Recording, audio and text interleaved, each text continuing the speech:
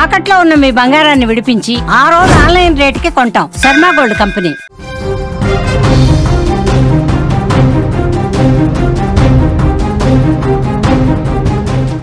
మాజీ డీఎస్పీ నళిని తీవ్ర అనారోగ్య సమస్యలతో బాధపడుతున్నట్లుగా సోషల్ మీడియా ద్వారా వెల్లడించడం, అది కాస్త తెలంగాణ వ్యాప్తంగా వైరల్ కావడంతో నళిని ఇష్యూపై సీఎం రేవంత్ రెడ్డి స్పందించడం జరిగింది.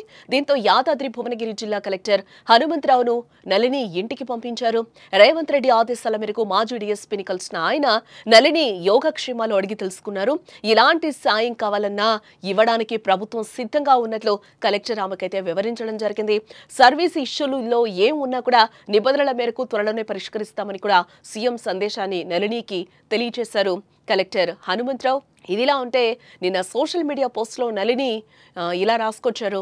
ఒక అధికారినిగా, ఉద్యమకారినిగా, రాజకీయవేత్తగా, ఆయుర్వేద ఆరోగ్య సేవికగా, ఆధ్యాత్మికవేత్తగా సాగిన నా జీవితం ముగియబోతోంది. నా ఆరోగ్య పరిస్థితి నెల రోజులుగా సీరియస్గా ఉంది. ప్రస్తుతం క్రిటికల్ పొజిషన్లో ఉన్నాను. 3 రోజుల నుండి నిద్రలేదు. రాత్రంతా మహామృత్యుంజయ మంత్రాన్ని జపిస్తూ గడుపుతున్నాను. 8 ఏండ్ల క్రితం సోకిన రుమటాయిడ్ ఆర్థరైటిస్ అనే విలక్షణ కీళ్ల జబ్బు గత 2 నెలలుగా టైఫాయిడ్, డెంగ్యూ, చికెన్ గున్యా వైరస్ల వల్ల తీవ్ర స్థాయికి చేరినది.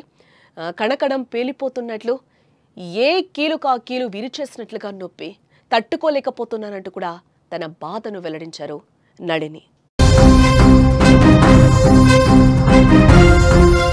రేవంత్ రెడ్డి ఆదేశాల మేరకు మాజీ డీఎస్పీని కలిశారు యాదాద్రి భువనగిరి జిల్లా కలెక్టర్ హనుమంతరావు. నళిని కలెక్టర్ కలిసి యోగక్షేమాలు అడిగి తెలుసుకున్నారు. ఎలాంటి సాయం కావాలన్నా ఇవ్వడానికి ప్రభుత్వం సిద్ధంగా ఉన్నట్లు కూడా ఆమెకి తెలియజేశారు కలెక్టర్.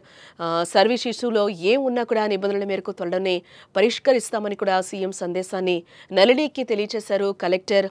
అలాగే నిన్న సోషల్ మీడియా పోస్ట్లో కూడా నళిని రాసుకొచ్చారు. తన హెల్త్ ఇష్యూకి సంబంధించి కూడా ఒక అధికారినిగా, ఒక ఉద్యమకారినిగా, ఒక రాజకీయవేత్తగా, ఒక ఆయుర్వేద ఆరోగ్య సేవికగా, ఆధ్యాత్మికవేత్తగా సాగిన నా జీవితం ముగియబోతుందో అంటూ కూడా ఆమె యొక్క భావోద్వేగ ట్వీట్ అయితే పోస్ట్ చేయడం జరిగింది. ఈ నేపథ్యంలోనే సీఎం కూడా కలెక్టర్ని పంపించడం జరిగింది. ప్రభుత్వం సైడ్ నుంచి కూడా ఎటువంటి హెల్ప్ కావాలన్నా, ఎటువంటి సాయం కావాలన్నా కూడా చేస్తామంటూ కూడా సీఎం ఒక సందేశాన్ని అయితే డిఎస్పీ నళినికి అయితే పంపించడం జరిగింది.